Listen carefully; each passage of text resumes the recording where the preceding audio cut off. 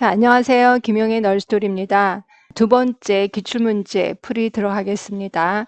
자, 보기에서 설명하는 의료비 지불 제도로 가장 옳은 것은, 자, 여기서는 첫 번째하고 마지막 점땡이가 힌트였었습니다. 그런데 두 번째, 세 번째를 보시면서 이게 헷갈린다, 내가 몰랐던 것들이 나와서 헷갈린다라고 해서 엉뚱한 답을 쓰신 분들도 계시더라고요. 자, 일단 첫 번째, 자, 진단치료 투약과 개별행위의 서비스를 총합해서 의료행위를 한 만큼 보상하는 방식이다. 이건 하나밖에 없거든요. 자, 그리고 마지막 점땡이를 보시면 의료인의 자율성 보장, 그리고 양질의 서비스 제공을 들 수 있다. 여기만으로도 충분히 답은 행위별 수까지가 나옵니다. 자, 그럼 우리가 몰랐던 행위별 수까지의 특징, 두 가지 특징 좀 더 보겠습니다. 자, 서비스 행위에 대한 보상을 일단 점수로 받고 그 점수 등을 일정 비율에 따라 금액으로 환산을 해서 의료비 총액을 계산하는 방식인 점수제의 형태로 많이 사용된다. 이거를 모르셨던 분들도 계실 거예요. 말 그대로 행위별 수가제를 일명 점수제라고도 표현하고 있거든요. 그래서 결국 점수를 받아서 거기 점수당 얼마를 곱해서 나온 돈을 받고 있는 거죠. 자, 그리고 행위별 수가제의 종류는 크게 두 가지가 있는데요. 하나는 관행 수가제, 그 다음에 또 하나가 제도 수가제가 있단 말이에요. 자, 관행 수가제는 시장 기능에 의해 수가가 결정되는 거예요. 그래서 말 그대로 미국 사회에서 좀 일어나는 일이다라고 보시면 되고요. 반면에 정부하고 보험조합의 생산 원가를 기준으로 계산을 한 후에 공권력에 의해서 강제로 집행하는 제도 수가제가 있어요. 이거는 우리나라가 대표적이다라고 보시면 될 것 같고요. 그래서 답은 변함없이 행위별 수가제입니다. 나머지 것들도 좀 보겠습니다. 자, 인두제 하면은 영국이 대표적인 거고요. 영국만 딸랑 외우시면 안 돼. 미국에서도 있습니다. 자, 혹시 미국의 HMO 제도 기억하시죠? 네, HMO 제도 내에서도 인두제를 실행하고 있고요. 또 이태리에서도 요 인두제, 사람의 머릿수대로 돈을 보상받고 있습니다.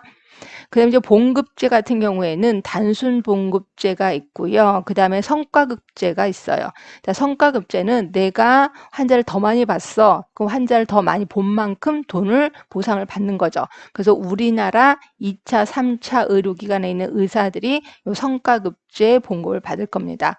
반면에 단순 봉급제는 한 달에 얼마 하면 그 돈만 계속해서 받는 거죠. 그래서 이런 경우는 북한의 의사들이 대부분 그렇다라고 보시면 될 것 같고요. 그다음에 총액계약제, 총괄계약제 하면 당연히 독일 생각을 하셔야 되겠죠. 그래서 1년에 한 번 얼마를 총액을 주는 거예요. 예를 들어서 독일의 총괄계약제 하면은 질병금고라고 있잖아요. 예, 질병금고가 있고, 그러니까 우리나라의 예전에 조합 생각하시면 돼요. 그래서 이제 질병금고가 1000여 개가 있는데 그 질병금고랑 계약을 맺은 병의원이 있을 거예요. 그렇죠? 그 병의원의 대표자하고 질병금고의 대표자가 만나서 1년에 얼마 돈을 줍니다. 그럼 그 총액을 갖고 의료인들이 그 돈을 나눠 먹는다. 이렇게 보시면 되는데 그럼 어떻게 나눠 먹느냐면 행위를 한 만큼 그러니까 진료를 많이 봤어. 그럼 좀 더 많이 가져가는 거죠. 근데 생각해 보세요. 내가 그 돈을 많이 받으려고 진료를 많이 해. 그럼 다른 의사들이 또 가만히 있지는 않을 거 아니에요. 그래서 의료인들의 자율적인 억제가 가능하게 되는 거죠. 그러니까 눈치를 보고 내가 요만큼 행위를 했으니까 그 다음에는 뭐 가져가지 말아야 되겠다. 다른 의사한테 줄 돈도 생각을 해봐야 되잖아요. 그래서 자율적인 억제 기능이 가능한 게 총액계약제라고 보시면 될 것 같고요. 대부분 보시면 이런 식으로 시험 문제가 좀 나옵니다. 그러니까 각각에 대해서 특징에 대해서 좀 잘 알고 계셔야 되겠다라는 생각이 드시면 될 것 같고요. 자, 그 다음 문제로 넘어가겠습니다. 자, 7번 보시면 유엔에서 발표한 새천년 개발 목표 MDGs라고 표현을 하고 있는데 MDGs가 있고 또 하나가 SDG가 있단 말이에요. SDGs. 요게 몇 년부터냐면 2016년부터 2030년까지 계획서라고 보시면 될 것 같고요. 그럼 MDG는 2000년부터 2015년까지의 계획서에 썼습니다. 그래서 당연히 지금은 SDG 세대죠. 그럼 당연히 SDG가 문제가 나올 거다라고 생각을 했는데 요번에도 또 MDG가 나온 거예요. 그러니까 MDG만 벌써 문제가 2번이 나왔던 거죠. 그러면 언젠가는 SDG로 갈아탈 때가 있겠구나라고 보시면 될 것 같고요. 일단 기출문제니까 자, 유엔에서 발표한 MDG에 해당하지 않는 거, MDG 목표에 해당되지 않는 거. 그래서 보시면 자, 요거는 절대 빈곤, 기아 퇴치 있었습니다. 그리고 모든 사람의 건강한 삶을 보장하고 웰빙을 증진한다. 요거는 아니죠. 그래서 요거 2번이 답인 거고요. 네, 보편적인 초등 교육 실현, 지속 가능한 환경의 확보. 그래서 대부분 MDG는 8개 목표였었습니다. 그래서 극심한 빈곤과 기아의 근절, 기본 교육의 성취, 양성평등 증진, 그리고 유아의 사망률 감소, 모성보건의 개선, 그 다음에 에이즈, 말라리아 등의 질병 극복, 지속 가능한 환경의 확보, 그 다음에 개발을 위한 세계적 파트너십 개발. 그래서 모두 8개 목표가 있었고요. 그런데 비해서 SDG는 모두 17개의 목표가 있습니다. 그래서 이 17개의 목표를 다 외우기는 그렇고 그래도 하여튼 계속해서 좀 시험 문제에 나올 수도 있으니까 좀 신경을 써라 라고 표현을 하고 있습니다. 그 다음에 이제 3번째 넘어가도록 하겠습니다. 8번 문제. 자, 인구 구조를 가진 그 지역사회 2020년 6월 13일 현재 인구 구조를 나타내는 지표래요. 자, 이거는 다 계산할 수 있어야 되겠죠. 일단 유년 부양비는 경제활동 인구, 그러니까 생산연령층 인구죠. 생산연령층 인구 수분에 그 다음에 14세 이하를 얘기하거든요. 그럼 경제활동 인구가 3,200명입니다. 3,200명 분의 그 다음에 0에서 14세니까 1,600이 되는 거죠. 근데 여기는 분모가 틀려서 틀린 거죠. 그러면 노년부양비는요. 자, 노년부양비 역시 3,200명 분의 65세 이상 1,400명이 되는 거죠. 근데 여기 1,600명이라 했으니까 역시 틀렸구나라고 보시면 되고요. 자, 2차 성비, 우리 성비는 1차 성비가 있고 2차 성비가 있고 3차 성비가 있는 건 알고 계시죠? 자, 1차 성비는 태아 성비를 얘기하는 거고요. 2차 성비는 출생 시 성비를 얘기하는 거고 3차 성비가 현재 성비라고 보시면 되는데 자, 여기 보기에서는 출생 시 성비 구할 수 없습니다. 지금 현재 성비를 얘기하는 거기 때문에 역시 2차 성비를 아예 구할 수가 없어요. 그러면 3차 성비는요. 3차 성비는 여자 수분의 남자 수 곱하기 100이잖아요. 그러니까 여자 수 3,200명 분의 3,000명 곱하기 100이 되는 거죠. 그래서 답은 4번이 맞습니다. 이런 건 엄청 쉬운 문제구나라고 보시면 될 것 같고요. 자, 그 다음에 4번째 문제 이제 9번 들어가겠습니다.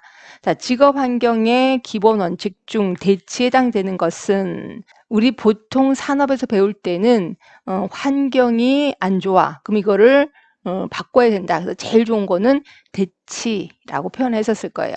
근데 대치될 만한 물건이 그렇게 많진 않아. 라고 했을 때 2번째로 하는 게 격리라고 보시면 될 것 같고요.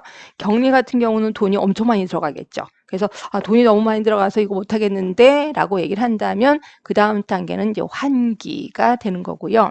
근데 환기가 되는 것도 있고 안 되는 것도 있잖아요. 그래서 4번째는 이제 보호구. 가 해당이 되는 거고 이도저도 안 되면 이제 교육이 들어간다. 그래서 요 순서대로 좀 외우시는 게 좋다라고 표현했고 대부분 시험 문제는 대치나 격리 이런 쪽이 좀 나올 겁니다. 여기서도 이제 대치에 대해서 물어보는데 1번 같은 경우는 교대 근무를 실시하도록 한다 해서 이런 거는 듣도 보도 못했어요 라고 하시는 분이 있어서 우리 간호학책에는 크게 3가지가 있는데요.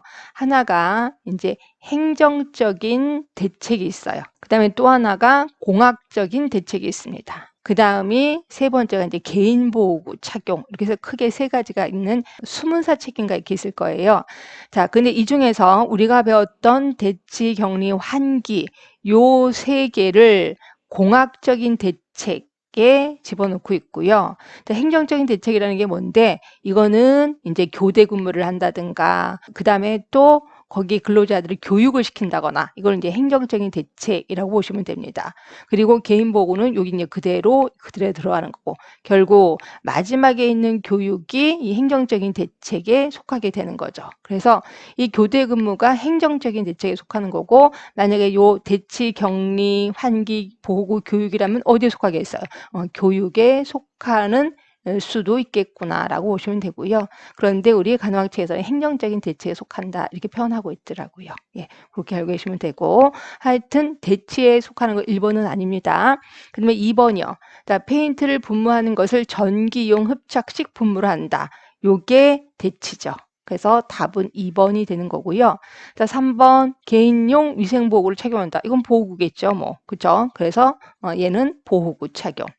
자, 4번입니다. 이나물질이 든 탱크 사이에 도랑을 파서 제방을 만든다. 요게 이제 격리에 해당이 되는 거죠. 그래서 답은 변함없이 2번이 됩니다. 자, 마지막 문제 들어가겠습니다. 가족 건강 사정도구로 옳은 것은 이것도 워낙 매번 단골 문제이기 때문에 이런 걸로 틀리시면 절대로 안 됩니다. 자, 일단 외부 체계도 하면은 두 가지를 알 수 있는 거죠. 하나가 스트레스 원을 알 수 있고 또 하나가 에너지의 유출 유입을 알 수가 있습니다.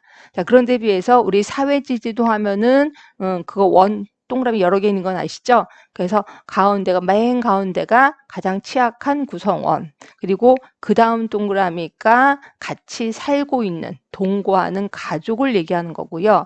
그 다음 동그라미가 이제 친척을 얘기하는 거죠. 그 다음 동그라미가 이웃이나 뭐 친구를 얘기하는 거고요. 마지막 동그라미가 이제 지역사회를 얘기하는 거죠. 하여튼 이렇게 동그라미가 여러 개 있는 걸 사회지지도라고 하는 거고, 가족 밀착도 같은 경우는 같은 동거하는 가족들끼리 누구는 누구랑 친하고 누구는 누구랑 소원하고 이런 거를 얘기하는 거고, 가게들은 뭔지는 아실 거고요. 자, 문제 들어갈게요. 자, 가족 중에 가장 취약한 구성원을 중심으로 부모 형제 관계, 친척 관계, 친구와 직장 동료, 그리고 그 외 지역사회 관계를 그려봄으로써 힌트 다 나왔죠. 취약 가족 구성원의 가족 하위 체계뿐만 아니라 가족 외부 체계와의 상호작용을 파악할 수가 있다. 답은 물어보나마나 2번이라고 보시면 되고요. 자, 오늘도 5개 문제 좀 풀어봤습니다. 무척 쉽습니다. 근데 공부하셨다면 좀 쉬운 거고 혹시라도 준비하신 지 얼마 안 되셨다면 좀 도움이 되셨을 겁니다. 자, 도움이 되셨다면 구독, 좋아요, 알람 설정 부탁드리겠습니다. 지금까지 김영애 널스토리였습니다.